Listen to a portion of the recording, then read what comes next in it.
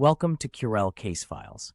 Today we delve into one of the most explosive and controversial allegations in American history: the CIA and crack cocaine, the dark truth behind the epidemic. This isn't merely a tale of drug trafficking or failed policy.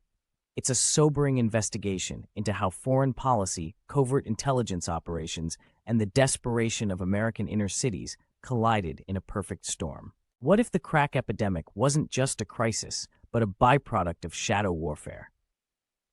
Let's travel back to the 1980s, the height of the Cold War. The United States, desperate to curb the spread of communism in Central America, threw its support behind the Contras, an anti-communist rebel group fighting the socialist Sandinista government in Nicaragua. But after Congress passed the Boland Amendment, banning direct U.S. military aid to the Contras, the CIA needed a workaround.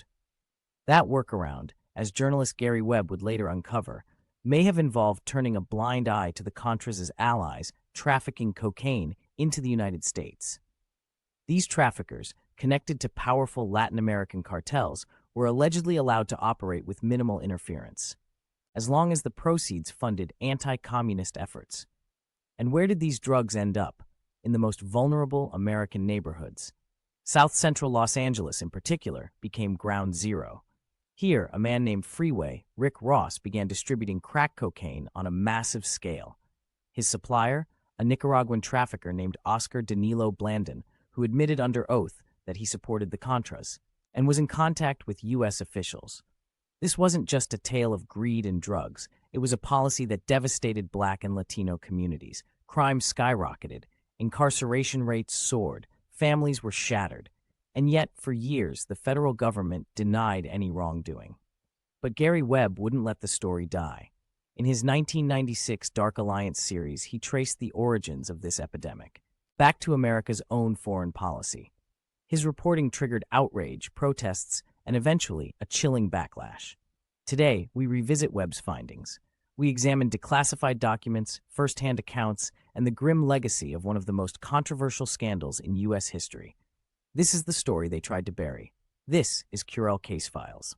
Gary Webb was an award-winning journalist with decades of experience in political and criminal investigations. Working for the San Jose Mercury News, he stumbled upon a tip that linked high-level drug trafficking to Nicaraguan rebels. He followed court transcripts, congressional testimony, and obscure financial trails.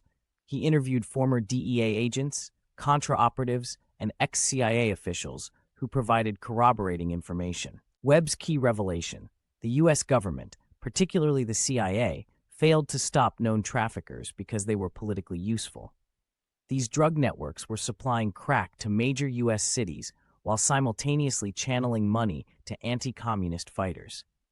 He released the story in 3 parts under the title Dark Alliance, complete with scanned government documents and a web archive that became one of the earliest viral investigations online. Webb's reporting focused heavily on the link between 2 figures, Oscar Danilo Blandon and Norwin Meneses. Both were connected to the Contras and deeply entrenched in drug distribution. Blandon admitted in federal court that he began selling drugs in the U.S. specifically to raise funds for the Contras, and that the CIA was aware. Even more damning, when Blandon was arrested, the charges were mysteriously dropped after he began cooperating with federal agencies. Meanwhile, Ross built a vast crack empire using Blandon's supply chain. He claimed ignorance about the political connections, but admitted that the volume and regularity of his cocaine supply was like nothing he'd ever seen. Webb's story explained how cheap, potent cocaine flooded urban neighborhoods, a perfect recipe for addiction and profit. And once crack took hold, its social destruction was rapid and brutal. The crack epidemic devastated African American communities. It turned blocks into war zones. Children grew up in fatherless homes. Entire neighborhoods were criminalized. From 1984 to 1994, homicide rates among Black males aged 14 to 24 more than doubled.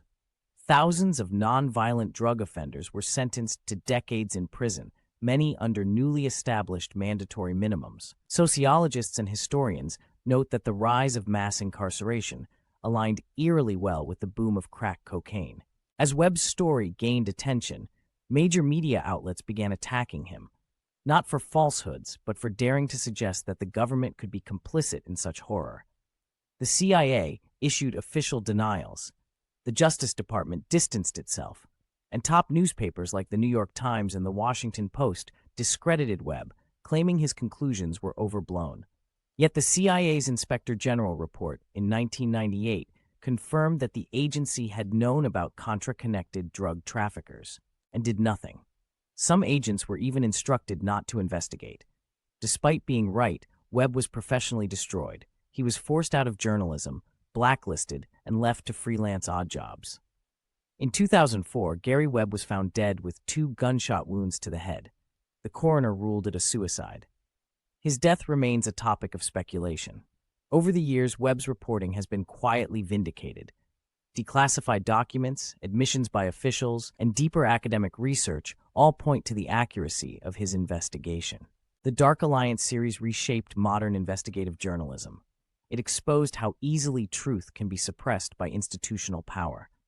It also sparked vital questions. Should intelligence agencies operate without oversight? Who protects communities from the fallout of foreign policy?